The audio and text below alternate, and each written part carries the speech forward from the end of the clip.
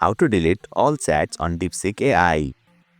Hey there, welcome to Insightful Tutorials. In today's video, let's learn how to delete all your saved chats from Deepseek AI.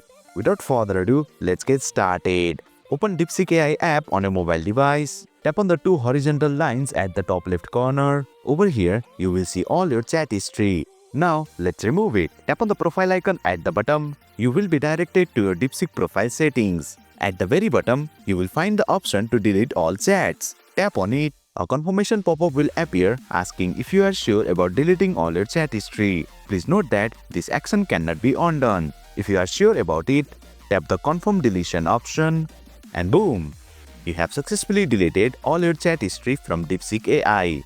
To confirm if it's actually deleted or not, tap on the back arrow at the top. As you can see, all your previously saved chats are now gone. And Deepseek is prompting us to start a new chat. That's it for today's video.